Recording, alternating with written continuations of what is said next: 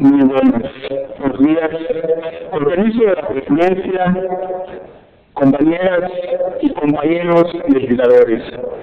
El día de hoy hago uso de esta, la más alta tribuna de la nación, a nombre de los senadores del grupo parlamentario del Partido Acción Nacional, para presentar una iniciativa de vital trascendencia para la vida institucional de este país.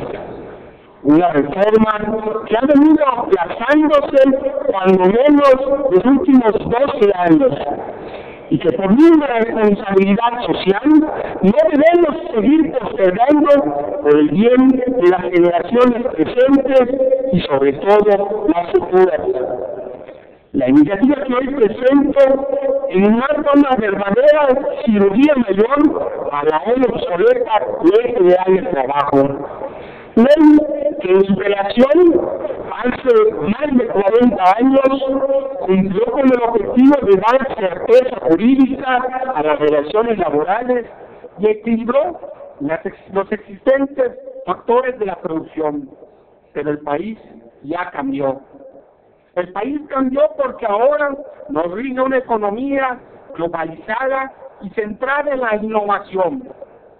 Este binomio es una ecuación con la cual es la única manera de crecer a tasas sostenidas. Quien no lo crea así, está condenado a vivir en un país donde la mezquindad y la mediocridad predominan. No es el país que yo quiero. Por esta razón, y movido por el gran amor a mi país, después de más de 5 años de arduos trabajos y tras varios intentos, hoy presento a la ciudadanía un documento que compila las mejores propuestas legislativas y tiene como columna vertebral la presentada por mi partido en la Cámara de Diputados el 18 de marzo del 2010, hace 2 días cumplió 2 años, y la presentada por otros legisladores en el año 2011. Esta propuesta tiene características profundamente humanistas. Gracias, presidente. Esta propuesta tiene características profundamente humanistas, ya que tiene como pilar fundamental el dar más y mejores oportunidades a quienes han sido excluidos del mercado laboral, es decir, a las mujeres, a los jóvenes y a las personas con discapacidad.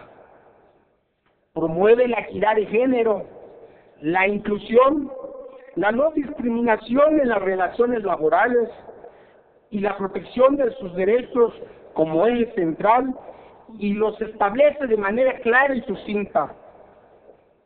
En ese sentido, se obliga a los patrones para que no se les exija a las mujeres certificados médicos de invalidez para el ingreso, permanencia o ascenso en el empleo.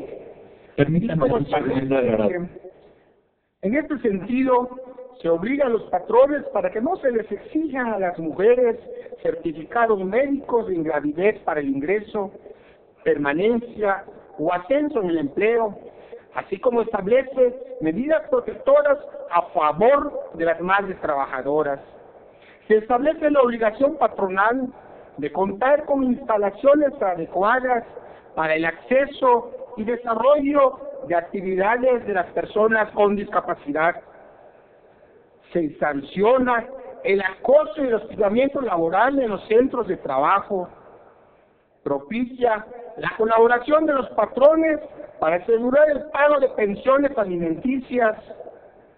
Mejora las condiciones laborales de los jornaleros agrícolas, así como el de los trabajadores domésticos. Como legislador, debo ser sensible a la gran problemática que actualmente viven los jóvenes para conseguir un empleo de calidad. En este sentido, la iniciativa contempla mecanismos para abatir el problema del desempleo. Para ello, se considera que, de acuerdo a datos del INEGI, en jóvenes es superior 3 veces al de los adultos. Y si bien la actual Ley Federal de Trabajo contempla la posibilidad de tener empleo y estudiar al mismo tiempo, no contempla la opción de contratación flexible a las posibilidades de horario limitado que posee un joven que está estudiando la preparatoria o la universidad. Para ello, se retoman las propuestas ya presentadas tanto por legisladores del PAN como de otras acciones para permitir la contratación a prueba, el contrato de capacitación inicial y por horas con limitaciones específicas que impidan violaciones laborales o de derechos humanos. Compañeros, compañeras y compañeros senadores, ninguna iniciativa de reformas a la Ley Federal de Trabajo estará completa sin incorporar en la misma ley disposiciones que fomenten la competitividad y la productividad del sector laboral. Y por ello se propone crear un silogismo virtuoso que incluya el vincular la capacitación y el adiestramiento con la productividad, hecho que por sí mismo incrementará de manera sustancial el ingreso de los trabajadores. De igual manera, se propone incorporar a la ley condicionantes para la mejora de la gestión en la impartición de la justicia laboral, como es la profesionalización de las juntas de conciliación y arbitraje, otorgarles facultades a la Secretaría de Trabajo y Previsión Social para dictar medidas de carácter preventivo en materia de contingencias sanitarias y la actualización de los supuestos y los montos de las infracciones que puede aplicar la Secretaría de Trabajo por violaciones a dicho ordenamiento. Compañeros senadores, México merece mejores leyes.